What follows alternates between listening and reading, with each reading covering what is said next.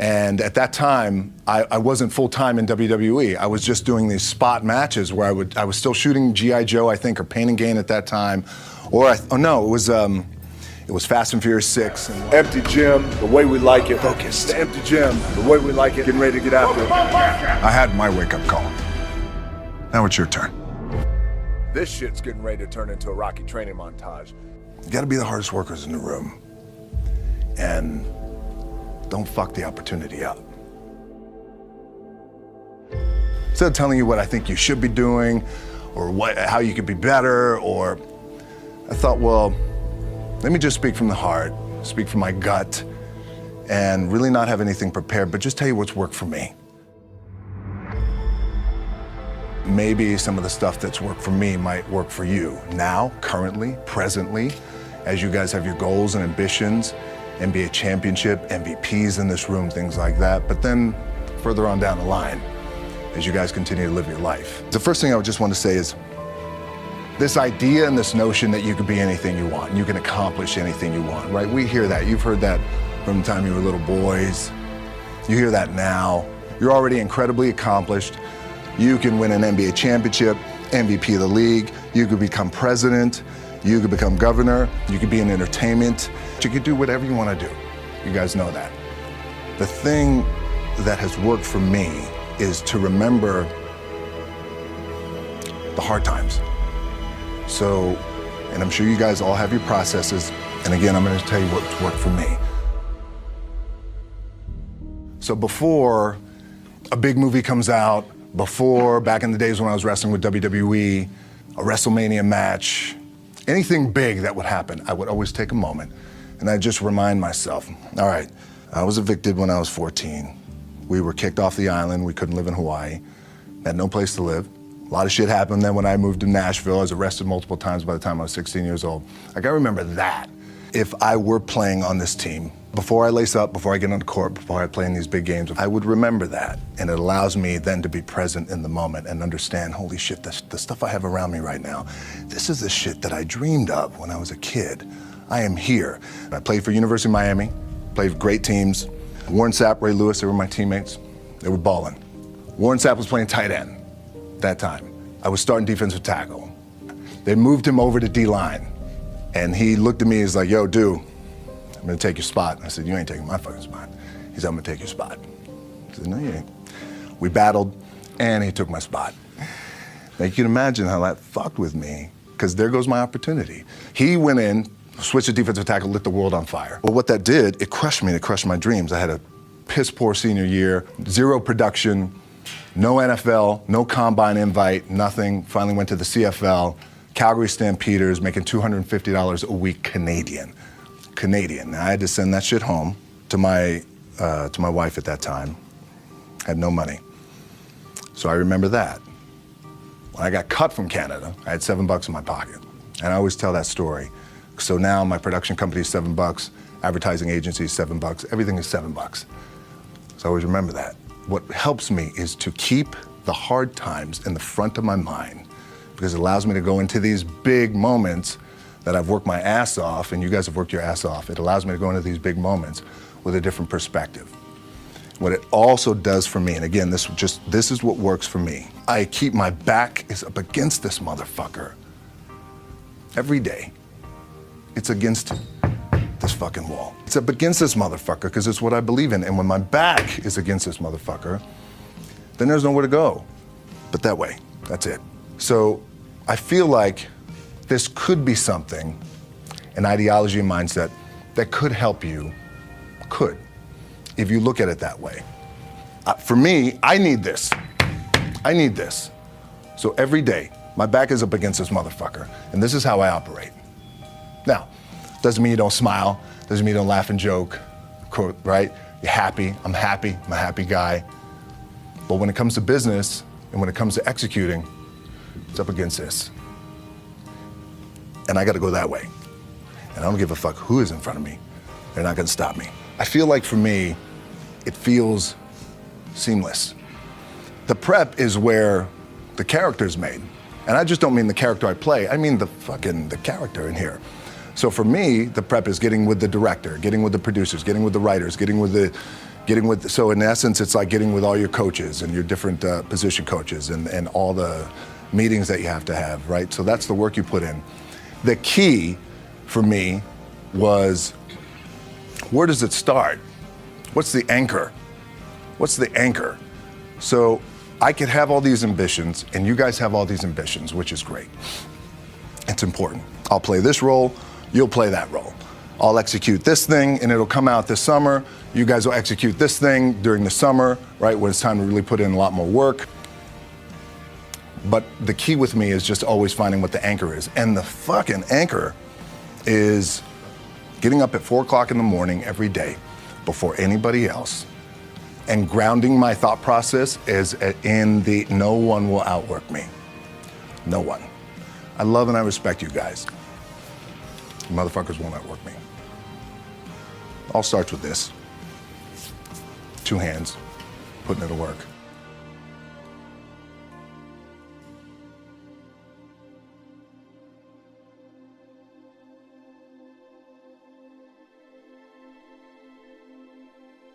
The anchor for me has always been the work in terms of the weight room training. So when I first started wrestling, I was 6 years old, rolling on the mats with my dad. My old man, a lot of you guys won't know this. Yeah, Rocky Johnson. My old man was Rocky Johnson. He was the first black WWF at that time. First black WWE tag team champions with Tony Atlas back in 1983. My uncles were the Wild Samoans. I come from a long line of pro wrestlers. But before the wrestling part happened, I was just in the gym putting in the work. At 6 years old, rolling around on the mats. And finally, when I could touch weights at 13, that's what I was doing. But the weight part for me and the gym part has always been, has to be the anchor. It allows me to keep everything grounded. Your body's your body, right? You're young now, you're balling, everything feels good. You have your little nicks and dings and all that shit. You're gonna have that. You're gonna have your surgeries. Hey, we all have it. But eventually, and I promise you this, the one thing that will never, ever, ever go away is you get your ass in that weight room and you put in the work. That's gonna happen when you're 30, 40, 50, 60, 70. That never goes away. You get on the court, you shoot some shots, but you're gonna wind up right back in the weight room, right? Right back in your spot. Film gives me the biggest opportunity to make the biggest impact, global impact. I don't want to make small movies. I love and respect our movie business, but I want to make big movies that do well, and when they do well, it's not the money thing, because we have money, right? Money's good. Money's good. It ebbs and flows. It's the idea that I can impact as many people as possible with a big global movie. And when the global movie is touching $1 billion, that sounds good, right? It's good for the bank account, it's good for everybody involved, everybody's getting their piece of cake, it's great. But what that does do, I know I'm impacting people around the world by giving them some good entertainment, making them feel good, leaving the theater floating. So it's the same thing, right? When you guys have this bigger goal, say for example, when you become world champions again, as polarized as the sports world is, it's a fucking incredibly inspiring thing, even if they're not fans of your team. Even if they're not fans of your team. So think about that, when you guys do that, the impact that has, the ripple effect that has for the city of LA, California, the United States, the globe, little kids. Damn, I want to be that one day.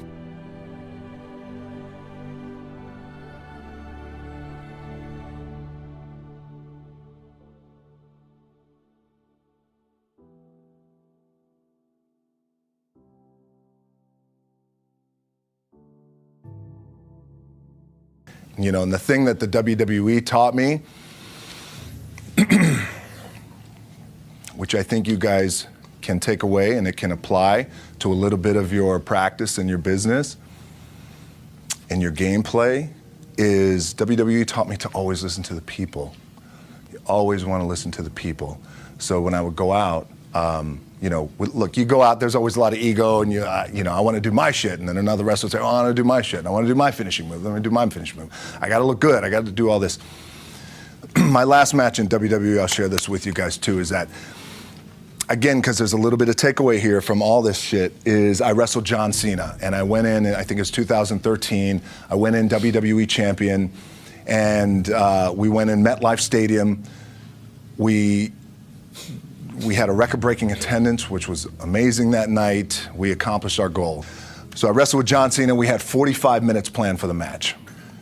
It's nonstop go, right? So your conditioning is tested.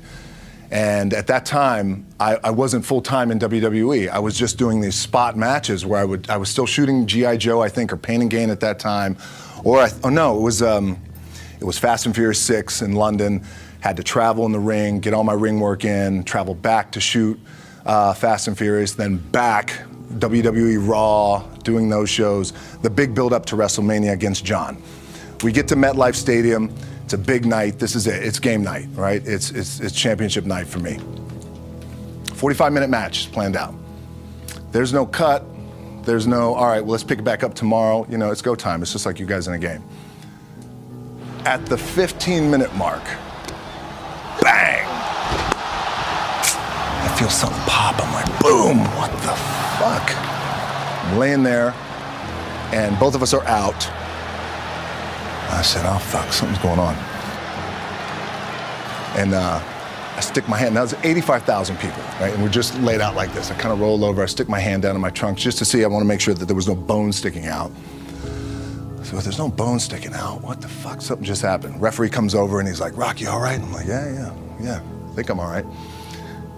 I said, fuck. I get up, I go to step, and I can't step. I can't do this. I have to use my leg like momentum. I gotta do that. So now in that moment, and you guys are gonna have these moments, you probably already had them already, where you're in the game and you're in the thick of things, and you gotta make a decision. What I gotta do? I'm gonna stay in the game, committed to the team, I committed to my team, the whole entire roster, right? And in the world of wrestling, when you have a big show like this and you have a big main event that the entire show is based around, the wrestlers will come up to the two people in the main event at some point all throughout the night in the locker room and just be like, hey, thank you for the house. I appreciate it. Thank you for the house. And what that means is that's their way of saying thank you for helping draw 85,000 people and putting a lot of fucking money in my paycheck, in my bank account. Thank you for the house. We got a lot of thank you for the houses that night. Bang. This happens, and now I realize I can't move my leg. And I got 30 minutes left of this match. And it's not just like fucking around. I mean, these are like, we got to put on a show. There's a lot of big flying and suplexes and all that. So I could tell the ref says, are you okay? And I have one moment. In this moment, it was a defining moment. I could either tell him, no, I'm done. He'd give the signal, match is over. Or, let's keep going. And again, this is a little takeaway for you guys. If you ever have this moment, I'm sure you have. If you haven't, it's coming. We have this decision. And I said, no, let's keep going. I said, how much time is left? He's like, 32 minutes. I'm like, fuck, okay. Rest of the whole match, couldn't move, doing everything like this. I'm getting scared because I'm thinking, man, well, what happens if I pinch something or something like, you know, I don't know, your mind starts fucking with you in the moment. There's 85,000 people, your adrenaline's rushing. Thinking, man, what happens if I'm gonna lose my leg or some shit like this, if I've just done something to my artery? Final move of the match is his big finishing move. And I remember I'm getting up and I'm turning like this because I have to fall into him. He's gonna hit me with his big finisher. It's like a massive suplex where I go over his head and fucking slams me down. And I remember turning into John, and he says, and I remember thinking to myself, God, please don't let this be too bad. Just take care of me. Take care of me. Bang! I feel boom! Now I don't know what the fuck just happened. Now luckily the match is over. He pins me, 1, 2, 3. Comes in the back, I get to the back, I can't move. Now I'm getting a little nervous. And doctors come in. John comes in. You okay? He comes in. We always like to celebrate with booze. He brings like moonshine, like legit moonshine. It's like crazy white boy shit that they bring, like in a jar. This is moonshine. Hey, let's have some moonshine. It's okay. Don't know what's happening. Rush, get on a jet, rushed home to my doctor's down in Florida, and get an MRI. Find out that I have completely torn my adductor, the top of my adductor and my top of my quad off my pelvis. Yes, really, really fucked up. So it's a very long story to tell you. What I was proud of was to walk out on my own, but not only that, but in this fucking moment where the odds are against you, people are watching, your team's depending on you, you either say, I'm done, or this shit, whatever the fuck is going on, it's temporary, and it may fuck me up at some point down the road. But I'm not gonna let this opportunity go by without giving it my all.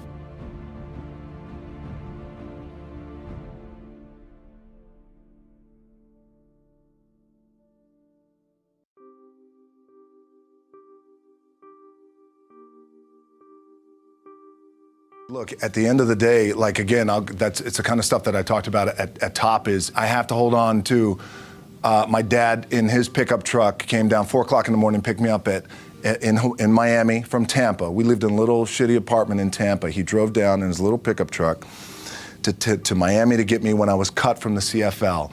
I was driving up I-75. I don't know if you guys are from Florida. Any of you guys, if you know, it's I-75 is like, especially down in Florida, Alligator Alley. I'll never forget it. It's 4 o'clock in the morning. And I thought, well, fuck. I leave home like you guys left home. I'm ready to tackle the world, to get after it, achieve my dreams and goals. Fucking crushed by 22, 23 years old. Now I got to move back in with my mom and dad. I played on great teams, though. Wait a second. This is not supposed to be my future. I'm supposed to be in the NFL right now. I'm supposed to be making a lot of coin and buying my parents shit, buying me shit, taking care of my wife, but it never happened. So I pulled out my wallet. I thought, well, let me see how much money I have. I opened it up. I had a 5, a 1, and change. I'm not fucking around. And well, at least I rounded up to $7. But I thought, God, ain't this a bitch? I got $7 in my pocket. Where the fuck do I go now? What do I do? I can't go back to CFL because the point comes where you hear that voice, the big run's over. Like, you're done, right? So I heard that voice.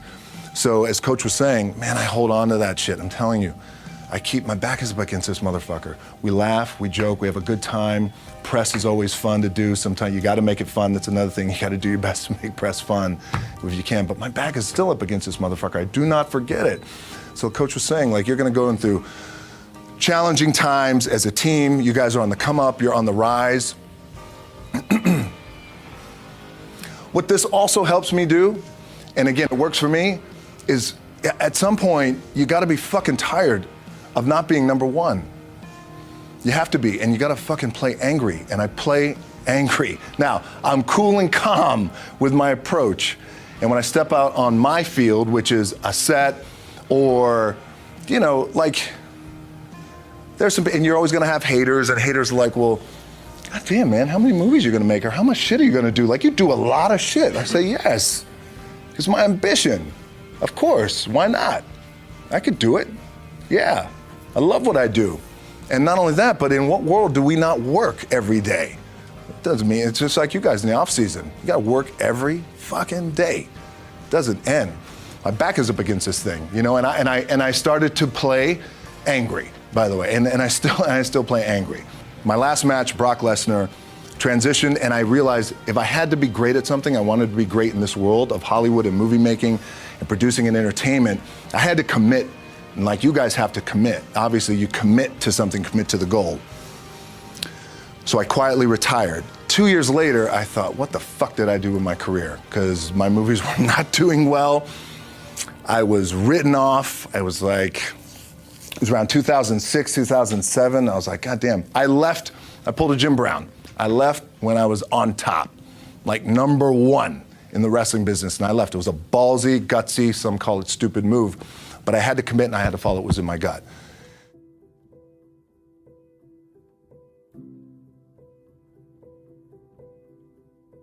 And I'll share this with you guys, and Will Smith is my boy.